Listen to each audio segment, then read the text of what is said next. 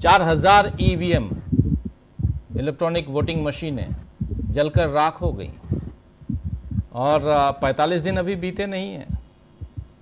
इसको रखना था संभाल कर, सुरक्षित, सुप्रीम कोर्ट के आदेश के अनुसार आग लग गई। क्या जो शक है, जो राहुल गांधी कह रहे हैं, क्या ये सारे प्रमाण के तौर पे इसको रखा जाएगा आने वाले समय में? जी बिल्कुल, इसमें कहीं कोई शक बचता ही नहीं है कि ये सारी चीजें जो हो रही हैं वो किसी एक साजिश और षड्यंत्र के ही तहत हो रही हैं। ये ऐसे नहीं होता है कि इस तरीके से ईवीएम में आग लग जाए या जो सबूत है वो नष्ट हो जाए, सीसीटीवी कैमरा फुटेज आपको ना दिखाई जाए, कोर्ट में जाए तो कोर्ट कहेगा कि नहीं यहाँ नहीं हो सकता है, आप वो जो आरओ कह रहे हैं उसी में आप जाइए, आप लोअर कोर्ट में जाइए। ये सारी चीजें स्क्रिप्ट वाइज हैं। ये तो एक आम इंसान को भी समझ में आ रहा है, देश की जनता को भी समझ में आ रहा है।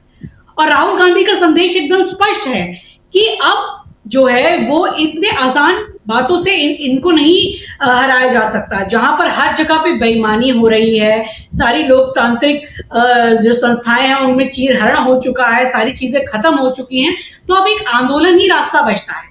और घटक दलों को ये समझना होगा कि हम केवल अगर इस छतरी के नीचे आए हैं, महागठबंधन के नीचे, तो खाली सीटों के बंटवारे के लिए नहीं आए हैं कि कांग्रेस इतनी सीट ले ले, समाजवादी इतनी ले ले, आरजेडी उतनी ले ले, खाली ये स्टेट इलेक्शन की यहाँ पर बात नहीं करें। भाई आपका लोकतंत्र नहीं बचेगा, आपकी ईवीएम जल गई तो आप कहां से वहां पे सरकार बना लेंगे? क्या आप जीत जाएंगे? पहले लोकतंत्र को बचाने की लड़ाई आप लड़िए।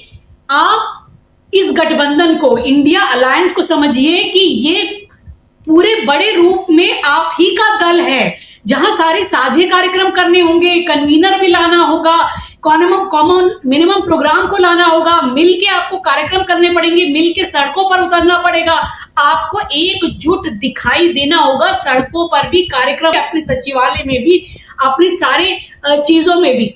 ये केवल ये नहीं है कि आप वहां बैठ गए, चाय पी ली और पकौड़े खा लिए और उसके बाद अपने अपने राज्यों में अपनी वोटों की गणित फिट करने में लग गए। ऐसे लड़ाई नहीं लड़ी जाएगी। ये लड़ाई पूरे देश भर में लड़नी होगी, संगठित होकर लड़नी होगी, और इसे लोकतंत्र बचाने की, संविधान बचाने की, और इसे देश की अगर कहा जाए जड़ को बचाने की अगर लड़ाई आप नहीं समझेंगे, जो राहुल गांधी कह रहे हैं उनकी बात को नहीं समझेंगे, तो आप भी नहीं बचेंगे, कोई नहीं बचेगा। कांग्रेस तो भाई देखिए, उन्होंने सही कहा, सिर्फ कांग्रेस ही ऐसा दल है जो कभी बीजेपी में नहीं जा सकता, कभी आरएसएस के साथ समझौता नहीं कर सकता।